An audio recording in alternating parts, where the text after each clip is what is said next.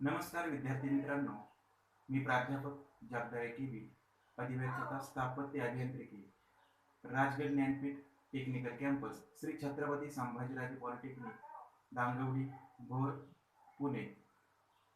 मी आपल्या सर्वांचे सहर्ष स्वागत करीत आहे. तर या सध्याच्या लॉकडाऊनमुळे सर्व शाळा कॉलेजेस बंद आहेत. त्यामुळे मुलांना स्टडीसाठी ऑनलाईन प्लॅटफॉर्म म्हणून आमच्या कॉलेजचे प्राचार्य प्राध्यापक ज्ञानेश्वर खोपडे सर यांनी 5 दिवसाचे स्थापत्य अभियांत्रिकी या विषयावर कार्यशाळेचे आयोजन केले आहे. त्यामध्ये पहिल्या दिवशी प्राध्यापक निगडे सर, स्थापत्य विभाग प्रमुख, यांनी वॉटर रिसोर्स इंजिनिअरिंगवरती मार्गदर्शन केले आणि दुसऱ्या दिवशी प्राध्यापक कंकसर यांनी सर्विंग या विषयावरती मार्गदर्शन केले. तर मी आज आपणास बेसिक कन्स्ट्रक्शन मटेरियल या विषयावरती आपणास मार्गदर्शन करणार आहे. ते पुढील प्रमाणे. तर तर तिसऱ्या दिवशीच्या कार्यशाळेमध्ये आपण बिल्डिंग कन्स्ट्रक्शन मटेरियल या विषयावरती माहिती पाहणार आहोत. तर बिल्डिंग मटेरियल्स म्हणजे बिल्डिंगसाठी कोणकोणते मटेरियल लागणार आहेत. कोणतंही स्ट्रक्चर आपल्याला बिल्ड करायचं असेल तर त्यासाठी कोणकोणतं कन्स्ट्रक्शन मटेरियल लागणार आहे. तर त्या मटेरियलच्या प्रॉपर्टीज, त्या मटेरियलचं वैशिष्ट्य असतील, ते मटेरियल कुठं कुठं यूज केलं जातं, त्या मटेरियलचे टाईप्स कोणकोणते, त्याचे ग्रेड्स कोणते, हे आपण पाहणार आहोत. तर त्यामध्ये कन्स्ट्रक्शन मटेरियलमध्ये पहिलं जे मटेरियल आहे ते स्टोन आहे. स्टोन म्हणजे दगड. सेकंड जे मटेरियल ते ब्रिक म्हणजे विटा. थर्ड आहे सिमेंट. चौथा आहे ते सँड म्हणजे वाळू. आणि पाचवा जो आहे तो ॲग्रिकेट म्हणजे खडी. सहावा जो आहे ते मोर्टार आणि सातवा जो आहे तो कॉन्क्रीट. तर या सर्व मटेरियलची आपण वन बाय वन माहिती पाहणार आहोत. तर स्टोन म्हणजे काय? दगड. तर स्टोन हा नैसर्गिकरित्या दगडापासून मिळतो. त्यामध्ये एखादं कन्स्ट्रक्शन करायचं असेल तर दगड खूप महत्त्वाचा आहे. म्हणजे स्टोन. तर दगड आपण कुठे कुठे यूज करतो, तर मॅक्झिमम करून त्या दगडाचे आपण टाईप्स पाहणार आहोत. तर त्याचे मेन टाईप्स आहेत किंवा मेन क्लासिफिकेशन आहेत: जिओलॉजिकल क्लासिफिकेशन, फिजिकल क्लासिफिकेशन आणि केमिकल क्लासिफिकेशन. तर जिओलॉजिकल क्लासिफिकेशनमध्ये आपण जो भूगर्भ आहे, म्हणजे जी जमीन आहे, त्या जमिनीतल्या भूगर्भामधून जो दगड काढतो तो जिओलॉजिकल क्लासिफिकेशनमध्ये मोडतो. फिजिकल क्लासिफिकेशन म्हणजे आपण हे जे निसर्ग आहे, त्या निसर्गामध्ये वेगवेगळे मोठे दगड असतात, ते हवेच्या संपर्कात येतात. त्यामुळे त्या हवेच्या संपर्कामुळे त्याचे छोटे छोटे तुकडे तयार होतात. ते जे आहे ते फिजिकल क्लासिफिकेशनमध्ये मोडतात. आणि केमिकल म्हणजे काय?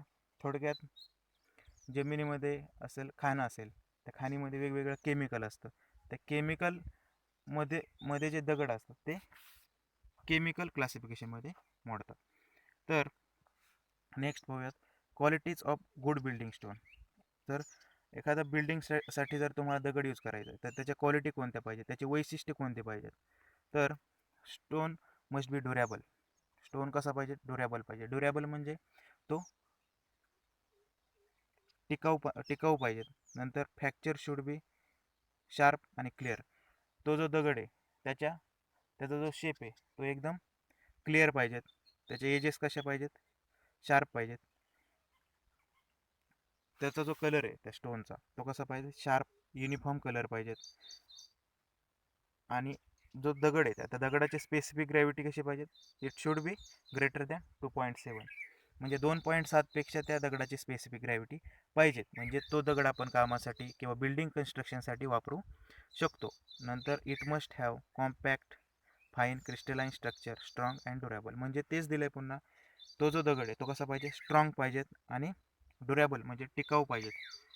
नंतर आपण पाहणार आहोत युजेस ऑफ स्टोन्स. तसं आपण पुढे फोटोमध्ये पण पाहणार आहोत त्याचे युजेस, म्हणजे कुठं कुठं स्टोन यूज होतो. Stone are used as basic material for concrete. आपण एखादं कॉन्क्रीट जे आहे ते कॉन्क्रीटमध्ये पण दगड यूज करतो. खडी म्हणून यूज करतो कॉन्क्रीटमध्ये दगड. मुरुम ऑफ रोड्स, एखादा रोड बनवायचा असेल त्यासाठी पण आपण छोटे छोटे दगड वापरतो. सिमेंट बनतो आपण नाही का, कॅल्केरियस सिमेंट. तर ते सिमेंट बनवण्यासाठी पण सिमेंट जे बनतं ते दगडापासूनच सिमेंट बनतं. म्हणजे जे मोठे दगड असतात त्याचे आपण क्रश करतो हायर टेम्परेचरला, म्हणजे जास्त तापमानाला आपण ते दगड तापवतो आणि त्याचं क्रश करून सिमेंट बनवतो. नंतर stones are adopted from paving of roads and footpaths. आपण जे रोड्स बनवतो त्या रोड्सला पेवर ब्लॉक असतात, त्या पेवर ब्लॉक त्या पेवर ब्लॉक प्रमाणेच आपण दगडसुद्धा आपण त्यामध्ये यूज करू शकतो. नंतर stones are converted to form basic material of concrete. मुरुम म्हणजे तोच पॉईंट दिलेला आहे की कॉन्क्रीटमध्ये पण स्टोन यूज करतो. नंतर stones are used as ballast for railway track. तर आपण जो रेल्वे ट्रॅक असतो, रोळ असतो रेल्वेचा, त्या रोळाखाली पण आपण दगडाचे छोटे छोटे तुकडे टाकलेले असतात. का?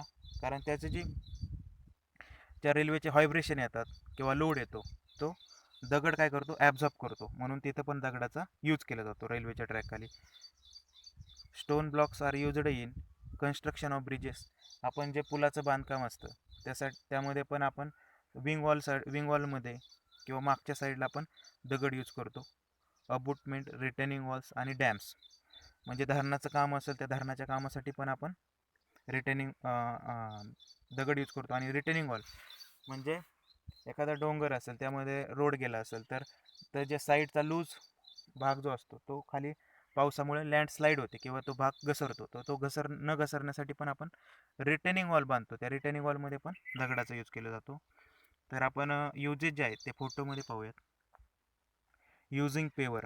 आता तुम्ही पहा, हा जो रोड आहे त्या रोडला पेवर ब्लॉक म्हणून पण दगडाचा यूज केलेला आहे. ते दगड कसे येतं, वेल शेप येतं, म्हणजे त्याचा शेप जो आहे तो स्क्वेअरमध्ये. नंतर युजिंग रेल्वे बलास्ट. आता तुम्हाला मी जस्ट सांगितलं की रेल्वे बलास्टमध्ये पण दगडाचा यूज केला जातो. कारण जे रेल्वे त्याच्यावरनं मूव्ह होताना जे तो जो त्याच्यावरती फ्रिक्शन येत असेल किंवा लोड येत असेल तर तो लोड डिस्ट्रीब्यूट करण्यासाठी किंवा ॲब्झॉर्ब करण्यासाठी पण दगडाचा यूज केला जातो. नंतर रिटेनिंग वॉल कन्स्ट्रक्शनसाठी पण दगडाचा यूज केला जातो. डॅम कन्स्ट्रक्शनसाठी पण स्टोन्सचा म्हणजे दगडाचा यूज केला जातो. नंतर सेकंड जे मटेरियल आहे ते ब्रिक्स आहे. ब्रिक्स म्हणजे काय, विटा. आता मॅक्झिमम बिल्डिंग कन्स्ट्रक्शनमध्ये विटा वापरल्या जातात. तर ते विटाचे कोणकोणते टाईप आहेत, तर ते टाईप्स ऑफ ब्रिक्स. त्याच्यामध्ये पहिला जो टाईप आहे तो कोणता आहे, कन्व्हेन्शनल और ट्रॅडिशनल ब्रिक्स. कन्व्हेन्शनल और ट्रॅडिशनल म्हणजे काय, पारंपरिक ब्रिक. म्हणजे आपण दररोजच्या कन्स्ट्रक्शनमध्ये आत्ता जी वापरत आहे ती कोणती आहे, कन्व्हेन्शनल ब्रिक.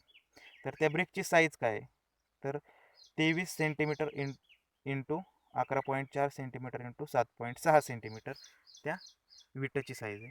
नंतर दुसरा जो टाईप आहे विटेचा तो आहे स्टँडर्ड और मॉड्युलर ब्रिक.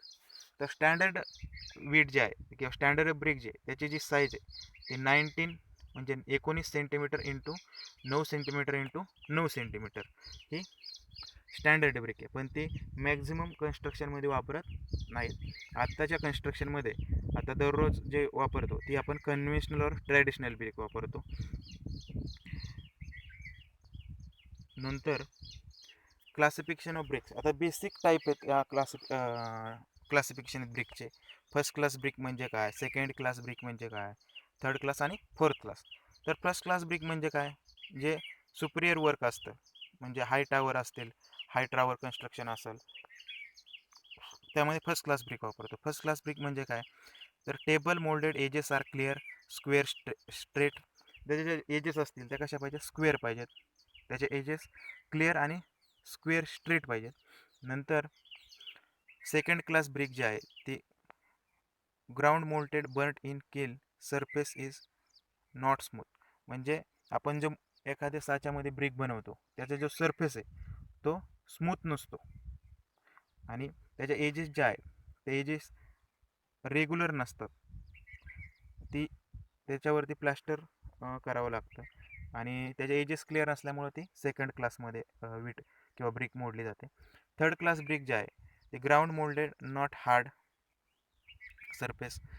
त्याचा जो सरफेस आहे तो हार्ड नसतो त्याच्या एजेस ज्या आहेत त्या शार्प नसतात आणि ते टेम्पररी कन्स्ट्रक्शनसाठी थर्ड क्लास ब्रिक वापरतात. टेम्पररी कन्स्ट्रक्शन म्हणजे काय? फॉर एक्झाम्पल सांगायचं झालं तर आपलं कंपाऊंड वॉल असेल किंवा फाउंडेशन वर्क असेल, त्यामध्ये आपण विटेचे तुकडे वगैरे टाकतो, तर ते थर्ड क्लास ब्रिक आहे. आणि फोर्थ क्लास ब्रिक जे आहे ती these are over burnt brick, dark in colour, irregular shape. म्हणजे ती जी ब्रिक आहे ती जास्त भाजलेली असते, त्याचा कलर जो आहे तो डार्क कलर असतो, इरेग्युलर शेप असतो. आणि ही जी ब्रिक आहे फोर्थ क्लास ब्रिक, ती फाउंडेशनमध्ये पण केली जाते. नंतर वॉटरप्रूफिंगमध्ये पण त्या विटाचे तुकडे वापरले जातात फोर्थ क्लास ब्रिकचे. कॉन्क्रीट कन्स्ट्रक्शनमध्ये फाउंडेशन, तसंच फ्लोर रोडसाठी रोडचं जे फ्लोरिंग असतं त्याच्यामध्ये पण फोर्थ क्लास ब्रिक यूज केले जाते. तर युजेस ऑफ ब्रिक्स म्हणजे त्या विटेचे उपयोग कुठे कुठे होतात. The bricks are used in all machinery construction of बिल्डिंगचे जेवढे कामं असतात त्यामध्ये वीट वापरली जाते सगळीकडे. Used in brick lintel construction म्हणजे खिडकीचा वरचा जो पोर्शन असतो त्याला आपण काय बोलतो? लिंटेल. त्या लिंटेलमध्ये पण ब्रिक वापरली जाते, वीट वापरली जाते. Bats of BRICS are used in concrete in foundation work. आता बॅट्स ऑफ ब्रिक्स म्हणजे विटेचे छोटे छोटे तुकडे असतात, ते फाउंडेशन वर्कसाठी वापरले जातात अंडरग्राऊंड, किंवा वॉटरप्रूफिंगसाठी पण ते बॅट्स ऑफ ब्रिक वापरले जातात वॉटरप्रूफिंगसाठी. त्याच्या प्रॉपर्टीज आहेत ब्रिकच्या. They are durable. ब्रिक कशी पाहिजेत? ड्युरेबल पाहिजेत, म्हणजे टिकाऊ पाहिजेत. They are low cost material. त्याची कॉस्ट जी आहे ती कमी आहे. Possess good strength. त्याची स्ट्रेंथ जी आहे ती जास्त असते. They easily available. विटा ह्या इझिली अवेलेबल होतात. Bricks are light in compare to stones. म्हणजे विटाचं वजन हे कमी असतं कम्पॅरिझन केलं दगडाच्या, तर दगडापेक्षा विटेचं वजन कधी पण कमी असतं. तर थर्ड जे मटेरियल आहे ते सिमेंट आहे. हां, तर सिमेंट हे बेसिक मटेरियल आहे. कोणतंही स्ट्रक्चर जर बिल्ड करायचं असेल तर ती बाइंडिंग प्रॉपर्टीसाठी किंवा तिन्ही सिमेंट, वाळू असेल, खडे असेल, ह्याचं जर परफेक्ट बॉन्डिंग करायचं असेल तर सिमेंटचा आपण वापर करतो. तर सिमेंटचा शोध कुठं लागला? इट वॉज इंट्रोड्यूस इन 1824 म्हणजे 1824 by Joseph Aspdin, bricklayer of Leeds, England. म्हणजे 1824मध्ये जोसेफ ॲस्पिडिन या नावाच्या शास्त्रज्ञाने सिमेंटचा शोध लावला, तो इंग्लंडचा होता. नंतर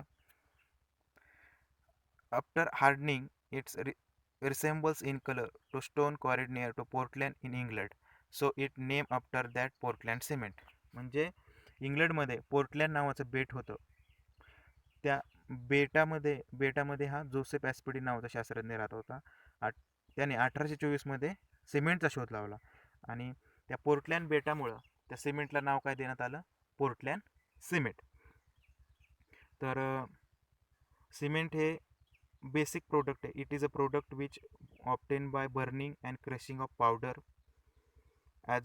as well proportional mixture of calcareous and argillaceous material. म्हणजे सिमेंट जे आहे ते उच्च तापमानाला 1400 ते 1500 अंश सेल्सिअस तापमानाला जो दगड आहे तो दगड गरम केला जातो आणि नंतर तो दगड क्रश केला जातो. त्या क्रश केल्यानंतर जे आपल्याला सिमेंटची पावडर मिळते किंवा पावडर तयार होते.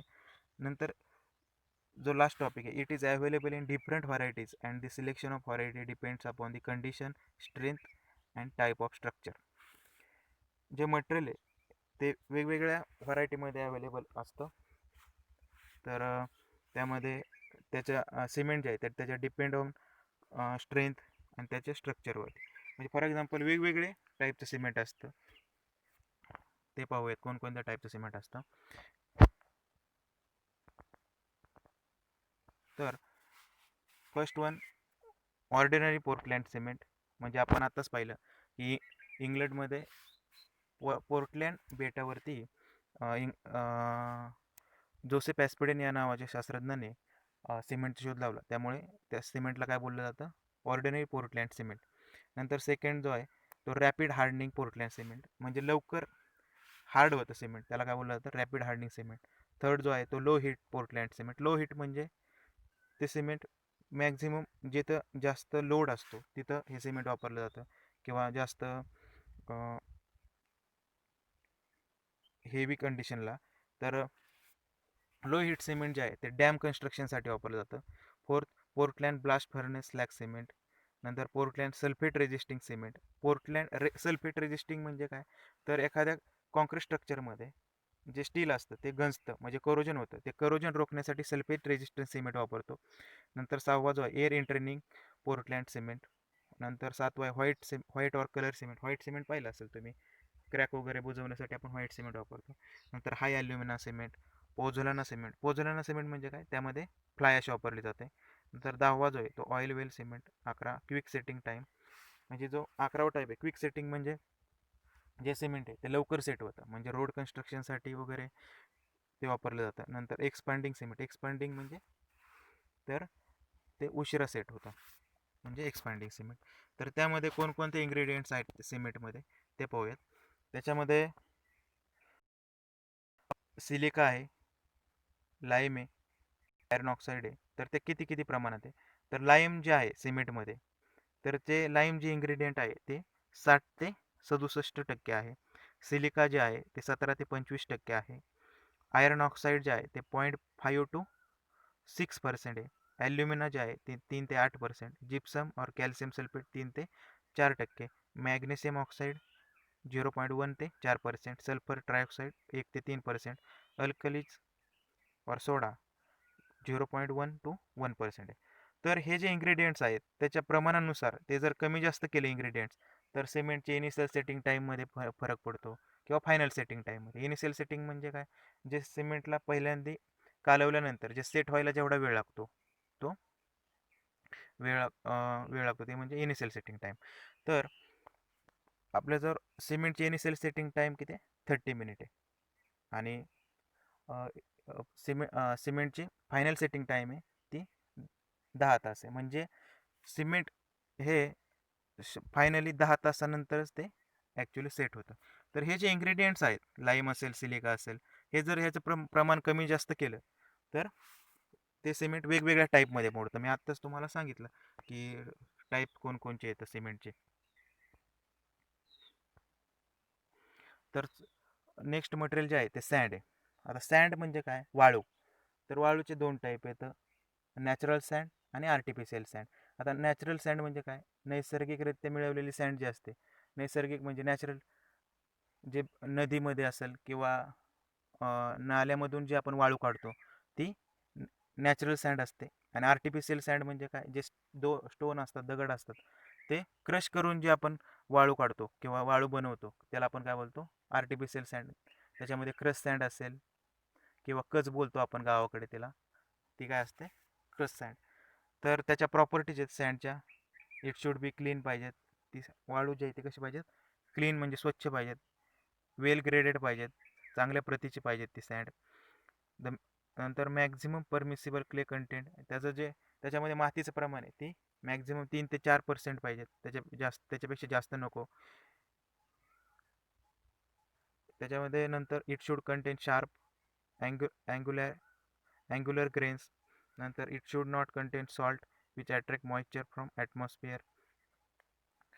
त्याच्यामध्ये मिठाचं, सॉल्ट म्हणजे मिठाचं प्रमाण कमी पाहिजेत. नंतर sand is useful in various construction activities, म्हणजे सँडचे यूज कुठं केला जातो, म्हणजे वापर कुठं केला जातो, त्यामध्ये वेगवेगळ्या कन्स्ट्रक्शन ॲक्टिव्हिटीजमध्ये वाळूचा उपयोग केला जातो. मशनरी वर्क असेल, प्लास्टर वर्क असेल, प्लास्टरिंगसाठी पण आपण वाळू वापरतो. फ्लोरिंग असेल, कॉन्क्रीट वर्क असेल, त्यामध्ये पण वाळूचा उपयोग आपण करतो. नंतर पाहूया आपण ॲग्रिकेट. जे नेक्स्ट मटेरियल जे आहे ॲग्रिकेटला आपण काय बोलतो, खडी. तर त्या खडीचे 2 टाईप येतं ॲग्रिकेटचे. The first one is fine aggregate आणि second one is coarse aggregate. तर फाईन ॲग्रिकेट म्हणजे काय, जर 4.75 mm पेक्षा लहान साईज असते त्याला आपण काय बोलतो, फाईन ॲग्रिकेट, म्हणजे छोटी खडी असते. आणि नंतर कोर्स ॲग्रिकेट म्हणजे काय, तर 4.75 mm पेक्षा जे 4.75 mm पुढची जी साईज असते ती कोर्स ॲग्रिकेट. तर त्यामध्ये वेगवेगळे साईजेस असतात, 80 mm पर्यंत. तर हा फोटो पहा ॲग्रिकेटचा. जी छोटी आहे ती आपण हातामध्ये घेतलेली आहे ती क्रश सँड आहे. म्हणजे आपण मशनरी वर्कसाठी किंवा ब्रिक कन्स्ट्रक्शनसाठी आपण क्रश सँड वापरतो. आणि ह्या साईडची आहे ती मोठी खडी आहे, ती 4.75 पेक्षा ती कोर्स ॲग्रिकेट आहे. नंतर ॲग्रिकेट रिक्वायरमेंट्स आहेत ॲग्रिकेटच्या. तर aggregate should be sufficiently strong. Aggregate कशी पाहिजे? स्ट्रॉंग पाहिजेत. Aggregate surface should rough free from cracks. त्या ॲग्रिगेटचा जो सरफेस आहे वरचा जो लेअर आहे तो कसा पाहिजे? रफ पाहिजे. त्यामुळे काय होतं, स्ट्रेंथ जी आहे ती जास्त येते आणि त्या ॲग्रिगेटला क्रॅक नसल्या पाहिजेत. Aggregate should have good soundness. Aggregate should have good adhesion with binding material. त्याची जी एकच ॲडिजिंग प्रॉपर्टी ती चांगली पाहिजे. Fine aggregates are used to prepare cement mortar, lime mortar, cement mortar. तर फाईन ॲग्रिगेट जे आहे ते 4.75 पेक्षा छोटी नाही का, ती कशासाठी वापरली जाते? सिमेंट मोर्टार बनवण्यासाठी, लाईम मोर्टार बनवण्यासाठी किंवा सिमेंट कॉन्क्रीट बनवण्यासाठी. तर course aggregate prepare cement concrete bituminous pavement किंवा रिजिड पेवमेंट. जी कोर्स ॲग्रिगेट जी आहे मोठी ती कशासाठी वापरतो आपण? रोड कन्स्ट्रक्शनसाठी वापरतो आपण, रोड रस्ते बनवण्यासाठी, किंवा रिजिड पेवमेंट म्हणजे कॉन्क्रीटचे रोड्स आहे त्यासाठी पण आपण बनवतो. They are used in construction of beam, column, slab, lintel. आता ॲग्रिगेट जे आहे म्हणजे कोर्स ॲग्रिगेट ते आपण घराचं बांधकाम करताना, बीमचं कन्स्ट्रक्शन करताना, कॉलमचं कन्स्ट्रक्शन करताना, स्लॅब आणि लिंटेलचं कन्स्ट्रक्शन करताना आपण कोर्स ॲग्रिगेट म्हणजे 4.75 पेक्षा मोठी जी ॲग्रिगेट ती आपण वापरतो कॉन्क्रीटमध्ये. नंतर पाहूयात नेक्स्ट मटेरियल जे आहे ते मोर्टार. आता मोर्टार म्हणजे काय? तर होमोजेनियस मिक्सचर असतं सिमेंट, वाळू आणि पाणी, या तिन्हीचं जे मिक्सचर असतं त्याला काय बोलतो आपण? मोर्टार. ते मोर्टार कुठे यूज करतो आपण? तर आपण ब्रिक कन्स्ट्रक्शन असेल, वीट बांधकाम करताना आपण लेयर देतो. लेयर कशाचा असतो? तो वाळू, सिमेंट आणि पाण्याचं मिक्सचर असतं त्याला बोलतो आपण मोर्टार. तर मोर्टारच्या प्रॉपर्टीज काय आहेत? It should have good adhesion with brick stones. म्हणजे ब्रिक किंवा दगडाचं बांधकाम असेल त्यासाठी आपण मोर्टार वापरतो. त्याची जी प्रॉपर्टी ती गुड ॲडिजन म्हणजे एकजीव किंवा त्याला घट्ट धरून राहते. नंतर it should resist penetration of rain water. It should be cheap, durable and workable. Cheap म्हणजे स्वस्त आहे, ड्युरेबल म्हणजे टिकाऊपणा आहे, वर्केबल म्हणजे कामासाठी उपयोग आहे. It should B set quickly, लवकर सेट होतं ते मोर्टार जे आहे ते लवकर सेट होतं. The joints form by mortar should not develop crack. म्हणजे जे जॉईंट येतं ते जॉईंट भरून काढण्यासाठी आपण मोर्टारचा यूज करतो. त्यामुळे क्रॅक म्हणजे आहे चिरा वगैरे त्या डेव्हलप होत नाहीत. आणि लास्ट मटेरियल आहे कॉन्क्रीट. तर कॉन्क्रीट म्हणजे काय? It is a homogeneous mixture of, म्हणजे त्याचं होमोजेनियस मिक्सचर असतं कशाचं? सिमेंट, वाळू, खडी म्हणजे ॲग्रिकेट आणि विथ वॉटर. हे जे मिक्सचर असतं होमोजेनियस त्याला काय बोलतो आपण? कॉन्क्रीट. मग त्यामध्ये कोणकोणचे इन्ग्रेडियंट्स असतात ते आताच मी सांगितलं, तरी पण डेफिनेशनमध्ये ते various constitute of concrete are cement, water, fine aggregate आणि coarse aggregate. In reinforced cement also include. त्याच्यामध्ये स्टील पण वापरतो आपण कॉन्क्रीटमध्ये, ते RCC बोललं जातं त्याला, रेनफोर्स्ड सिमेंट कॉन्क्रीट. मग नंतर जे आहे ते ग्रेड ऑफ सिमेंट. आता कोणकोणते ग्रेड आहेत सिमेंटचे ते कॉन्क्रीटचे? तर concrete as per IS 456/2000. IS म्हणजे इंडियन स्टँडर्डनी एक IS कोड दिला आहे 456/2000. त्याच्यानुसार 3 ग्रुपमध्ये कॉन्क्रीटचं कॉन्क्रीटचे टाईप पाडलेले आहेत. त्यामध्ये ऑर्डिनरी कॉन्क्रीट असेल पहिल्या प्रकारामध्ये, नंतर स्टँडर्ड कॉन्क्रीट आणि थर्ड टाईप जो आहे तो हाय स्ट्रेंथ कॉन्क्रीट. तर त्यामध्ये M10, M15, M20 हे जे आहे ते ऑर्डिनरी कॉन्क्रीट आहे. M20, M30 ते M55 पर्यंत स्टँडर्ड कॉन्क्रीट आहे आणि M60 to M80 पर्यंत हाय स्ट्रेंथ कॉन्क्रीट आहे. आता याच्यामध्ये दिलं आहे लेटर जो आहे M10, M15. M म्हणजे काय? तर M स्टँड्स फॉर मिक्स, त्याला काय बोललं जातं? Mix proportion. तर M10 असेल, आता 10 असेल, 10 म्हणजे काय, M20 म्हणजे काय, ती जी आहे ती त्याचं स्ट्रेंथ आहे जी येणार आहे ती 28 दिवसानंतर. जर 28 दिवसानंतर जी स्ट्रेंथ येते M10ची किती यायला पाहिजे 28 दिवसानंतर, 10 न्यूटन एम एम स्क्वेअर.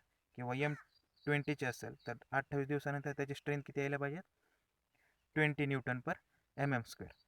तर मॅक्झिमम करून आपण जे ग्रेड्स आहेत ते ग्रेड्स, कॉन्क्रीटचे ग्रेड, ते M20 जो आहे, the grades of concrete lesser than M20 are not be used in RCC work. म्हणजे M20पेक्षा जे ग्रेड आहेत, M10 असेल, M7.5 असेल, M15 असेल, हे ग्रेड RCC वर्कसाठी वापरत नाही. RCC वर्क म्हणजे काय, रेनफोर्स्ड सिमेंट वर्क असेल.